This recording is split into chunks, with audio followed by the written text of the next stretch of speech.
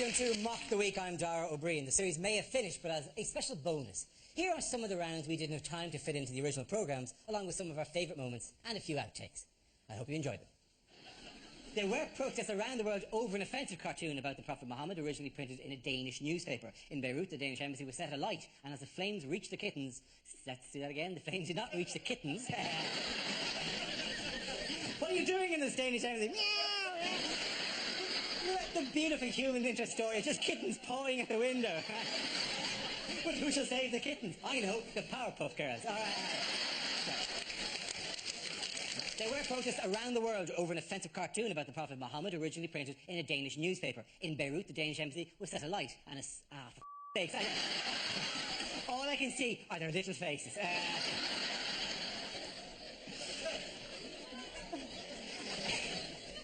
It doesn't even say kittens, not even kittens at all.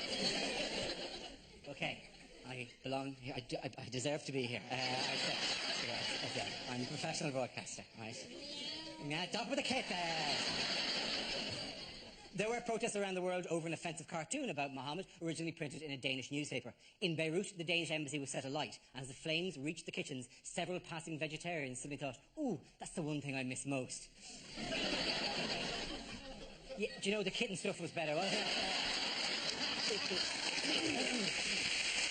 The first round is called If This Is the Answer, What Is the Question? On the board are 6 categories relating to current events. For each chosen category, I read out an answer, and each player has to guess what the question might be. Gina, which category would you like? I'm going to go for home news. OK, your category is home news. The answer is 77 billion. What could the question be? What will be the average London house price in 2008? How many sperm does it take to change a light bulb?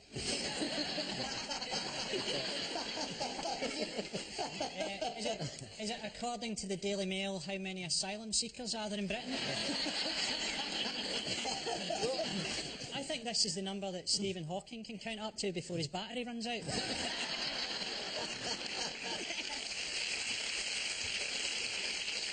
OK, it is to do with the law. So it's going to be against the law very soon. It's the amount of cigarettes that get smoked in a year in Britain. Very good, well done. All right.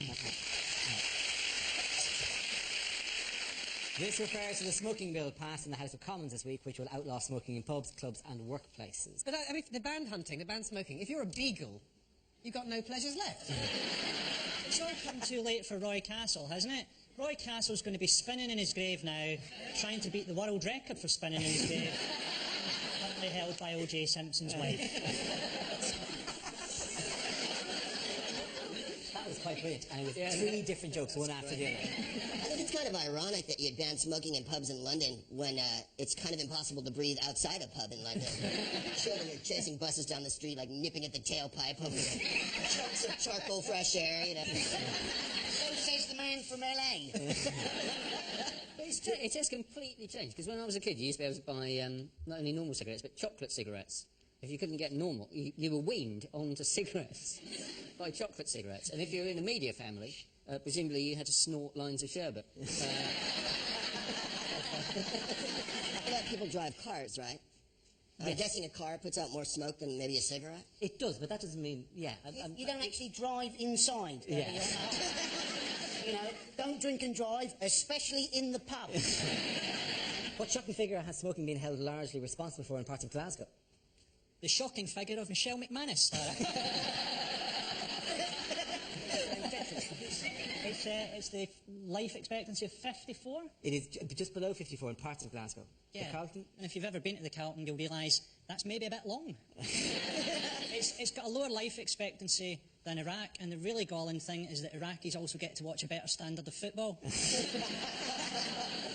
The Guardian illustrated the story with this photo from a Glasgow pub of schoolboy Paul Macmillan. How have they managed to get the moon inside the room? This is Glasgow's version of the Lord of the Rings. Hi, I'm a wee elf. I don't understand that at all. Also, somebody ought to tell him that his shoulder's on fire. It's all very well making jokes about this guy, but I'm going to be the one wandering around the streets of Glasgow where he's sitting on the lookout for me with his little hobbit friends. Has the bloke next to him vaporised completely? Yeah.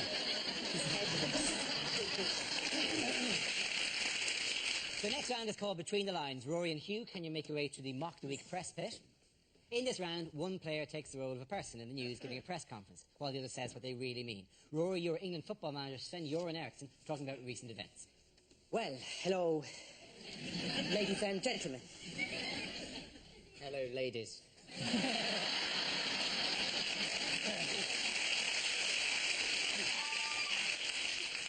I've just had a meeting with the chief executive of the FA.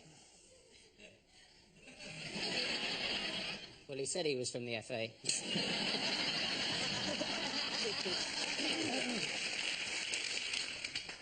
We reached a very amicable settlement. I'm rich! When I took on this job, I knew exactly how much it involved. $4.5 million a year. We'll do well in the World Cup. We've got an excellent squad. Peter Crouch is world class.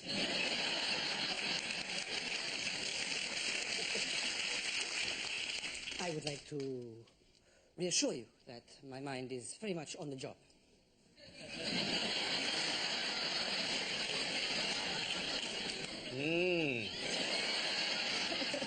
Nice tits. Now we play a round called Stand Up, Sit Down. It's for John, Joe, Andy and Frankie.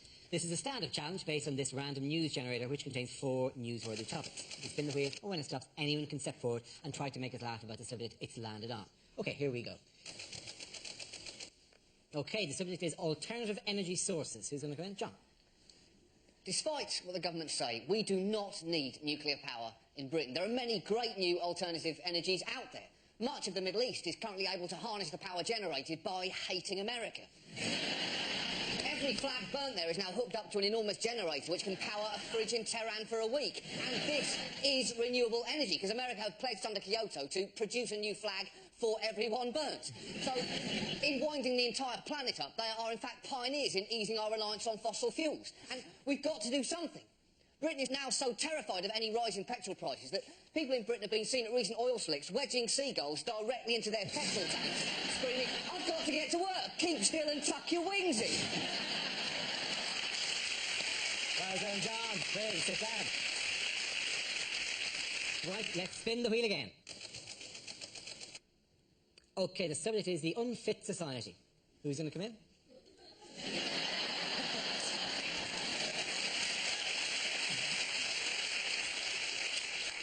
Yeah, right. I'm one of those unfit people. I'm in my 40s. I've done no exercise since I was 0. And panicked recently. Went to see my GP and said, look, what can I do so I don't die when I'm 50? And he said, well, exercise-wise, start slowly. Do something 2 or 3 times a week that gets you slightly out of breath. So, started smoking again. Joe's again, very good. Okay, Frankie and Andy, you're going to go head-to-head on this topic. Let's spin the wheel again. Okay, it's the war on terror. Who wants to go first? Andy? Yes, the war on terror. The Americans have said, you know, they're worried that Iraq is their new Vietnam. Let's hope not. Otherwise, we're in for some shit movies in about 10 years' time. Good man, Andy. Well done, Andy Barton there. And on the same topic, Frankie, it's your turn. Apparently, in America, they're building a big tower on the site of September 11th, Freedom Tower, and they're looking at ways of trying to make it terrorist-proof.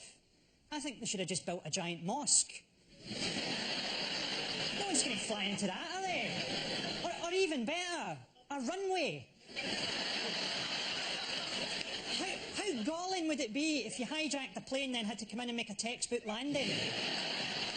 They're always going, oh, don't deal with terrorists. We mustn't deal with terrorists. Let's deal with them. What's Al offering you boys? 100 virgins? We'll give you 50 slags.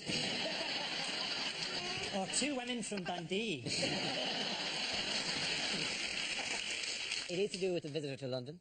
Oh, it's the whale. It's the whale. It's the whale, yes. The actual answer. I've no sympathy for this whale. It died of dehydration. In a river. They're supposed to be nearly as intelligent as man whales, and this whale died of dehydration. To be fair, the whale didn't request being removed from the river. The whale probably, if asked, if consulted at any stage about what are the major health problems that you could face while being removed from the river, dehydration, he probably would.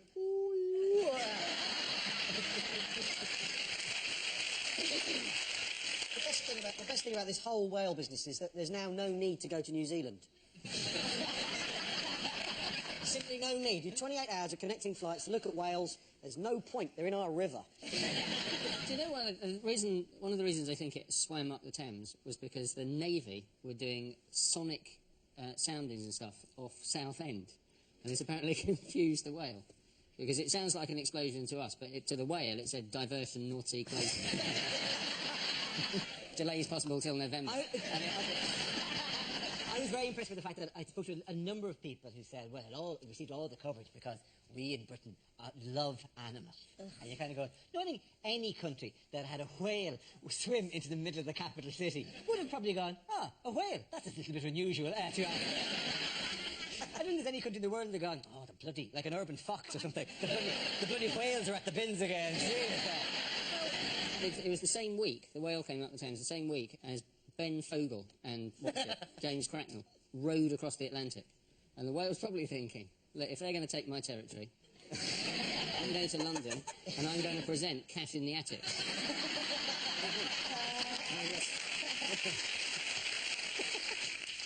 This week on Cash in the Attic.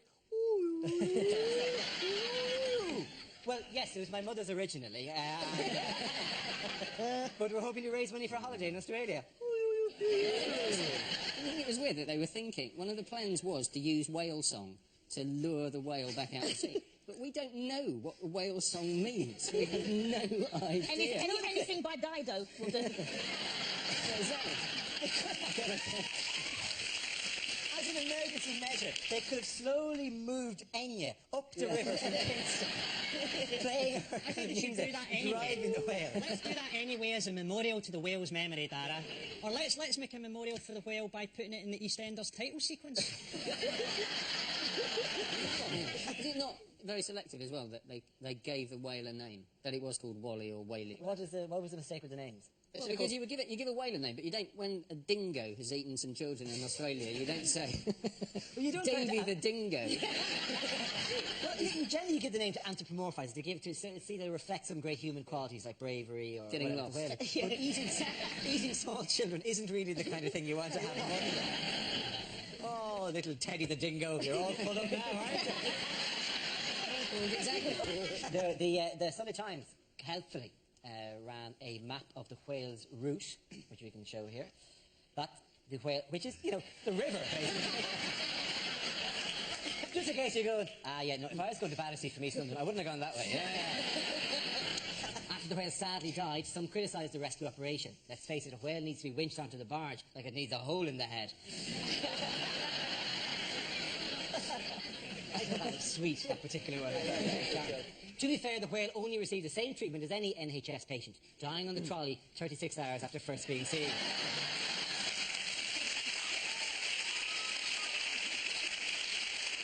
The next dilemma is how to dispose of the body. The search is on for a toilet big enough to flush it down. I couldn't do that, that's it.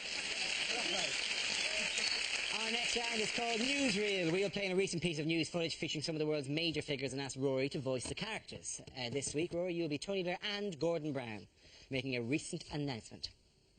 I'm running the country, he's not. I think it's important that you understand these are the real decisions that affect the future of the country. Curry or an Indian? Or maybe Italian, that'd be nice. Or no, maybe Chinese. Right, and I think these are the important things, the things we all come together and decide, they're going to determine exactly what's going to happen in the future. And those decisions, pink for the upstairs bedroom, green for the downstairs, and that's what I'm saying to you simply here. And, we've all gathered here, we've got a number of people. There's a man there who, I think his hair was black when we started. But, Look, I agree with everything he says, not because I actually agree, but because it's a better chance of me taking over when he's actually finished. Hey, believe that, you later, hey. Hi. Hi. You got your head the wrong way around. I love this nurse. Yeah, go. He said 3 months. And then, of course, we fell out about that. But I think he will be out quite soon. I honestly do. I'm sorry, I said I'll move when the house is ready. The trouble is I gave the contract to Multiplex, right? Okay, so it could be another 18 months. These two Muslims walk in a bar, okay? Thank you. Can you please make your way to the performance area so we can see your dating video? Hello. I'm looking for a woman with massive tits. so that she won't be intimidated by mine. I'm looking for a lady who can share the good times and the council tax. I've taken a lot of care with my appearance. I've taken care to appear like a cartoon dog who's accidentally swallowed a pickle. I've always wanted to have sex in a car, and I've got two, so I reckon if we park them side by side and take the doors off, I could just about manage it. So, get in touch if you fancy friendship or something more, by which I mean intercourse. Would anyone like to give us a guess there? Well, I think we think it was John Prescott. Yeah, and we think that too. Yeah, there you go. It's John Prescott. If I can come back here, well done. Yes, that was, of course, only heard John Prescott, who performed a spectacular U-turn this week when he decided to throw his weight behind the government's education reforms after publicly criticising them. What was John Prescott up to last week in this photo? This was when he'd just fallen through a Stargate. He'd been doing some policy measures in ancient Egypt, and then woof! Quantum leap straight into a kids' 100 metres final. How far into the 100 metres final is he there? A yard, I think. Essentially, yeah. He is actually, yeah, he's just taken off. Is it not a mark of some stupidity that he seems to be kind of reaching for the line with 99 metres to go? It was. The Prescott depth. Actually, about 3 yards later, this is what he looked like. To be fair to him, he pulled a muscle. He hasn't sufficiently warmed up. He seems to become an exercise mistake. He seems to become an awful lot shorter as well. It looks like he's offering an unusual service to one of his students. Why did he do it, though? I mean, why do politicians do these stupid, humiliating things? Because he's supposed to be busy. I mean, we all know that. He's, an embarrassment and the government, looking for a place to bury him. But nominally, he's the Deputy Prime Minister. And he turns up at a school and joins in with a race? I mean, he's depicting himself as a moron. Now, maybe he is a moron, but there should at least be a team of people round him trying to stop him looking quite the moron he clearly is. Clearly, there are 3 advisors there. What the hell, you joined in with a race, you wanker? They're children. You were wearing your coat. Of course you pulled a muscle, you fat git. Our next round is bombshell phone calls. Here, 2 players take on the identity of famous figures who are on the phone to one another. Frankie or Tony Blair calling American President George W. Bush, who will be played by Rory. Hello, George. Pick up the phone. What's that ringing sound? Mr. President, it's the telephone. Okay. Hi, who's that? This is Tony. Tony. Hi, haven't heard from you in a while. Didn't we speak yesterday? Oh, that Tony. Yeah. Just 1 second. I'm going to put you on hold. Do we know this guy? He's from Great Britain. Are they for us or against us? I think we're not currently fighting them, sir. Sorry, Tony. Your call is important to us. Go ahead. Well, I hear you've been having some trouble with Dick Cheney. Mr. Cheney's an upright guy. He's an outstanding citizen. And I just want to say he's a great Deputy Prime Minister. No, he's not. Vice President, sir. He's Vice President. Thank you. I'll tell you, every world leader could do with a dick as their deputy. Well, I've certainly got one. They tell me you're going to stand down soon. So tell me about Gordon. Can we trust him? I'm sure we can. Arrange a meeting with Gordon and the I can't speak either. Arrange a meeting with Gordon and the Lizard Masters. I'm sorry, did you say Lizard Masters? I have to say, George, this impression is uncanny.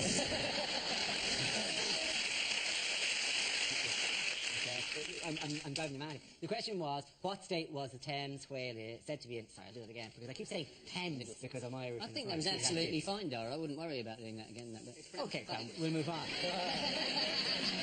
It is, just to check, it is. It's Thames. Thames. It's the River Thames.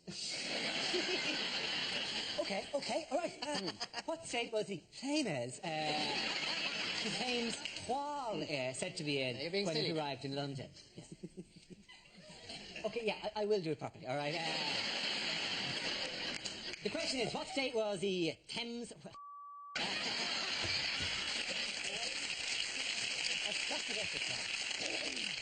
You've hit the Thames barrier. Yeah, I have, yeah.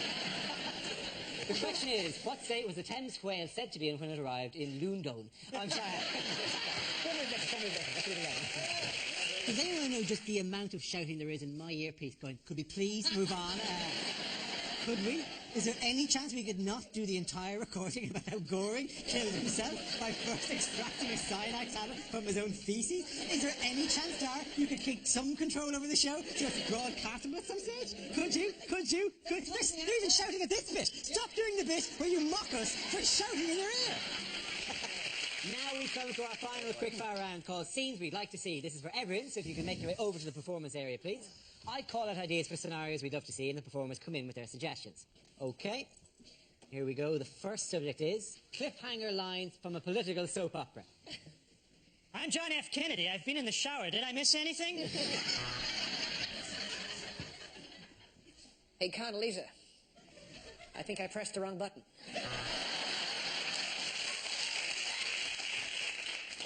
The irony won't be lost on you here, President Schwarzenegger. I'm from the future, and I'm here to stop you from destroying the world. We've had drunkards, we've had rent boys. What could be worse? What have you done? Shagged a goat addicted to heroin?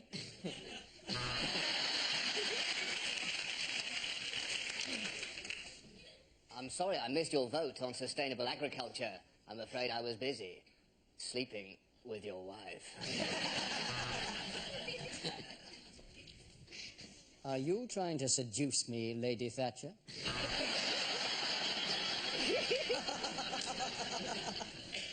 So, what do you say, George? Just you and me and Brokeback Mountain.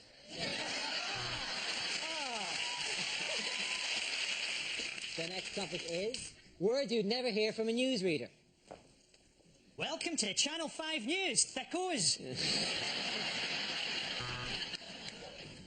Oi, do you want to buy some speakers? Too revolting to describe. But let's have a go anyway. The two youths convicted this morning got what they deserve.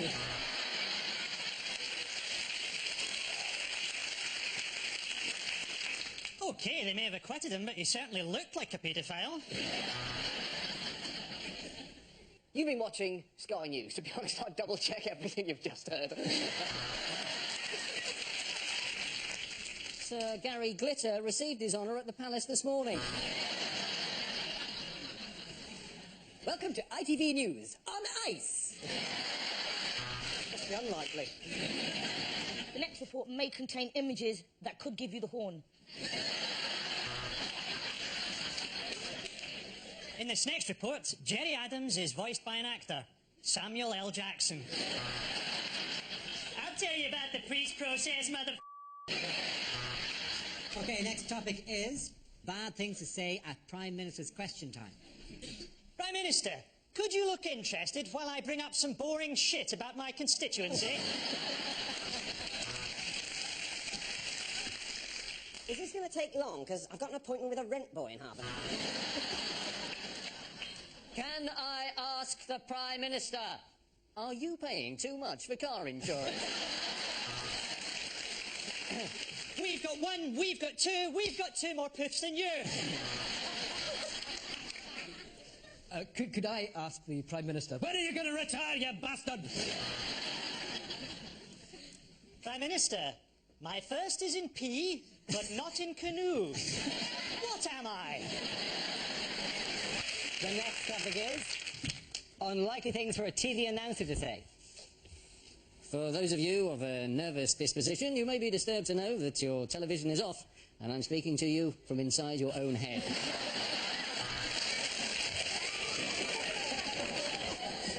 You're watching ITV1. Why are you doing that? I've got the listings in front of me, and we've got nothing. Nothing. Well, that's it. Don't forget that BBC 24 goes through the night, as do I.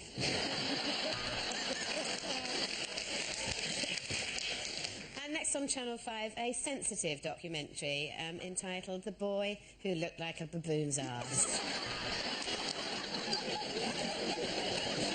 You may be interested to know I am completely naked and playing with myself.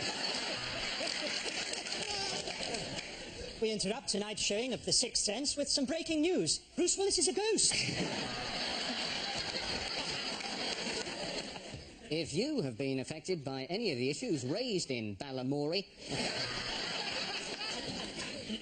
Tonight's episode of Songs of Praise contains strong language and scenes of a sexual nature. Let's leave it there.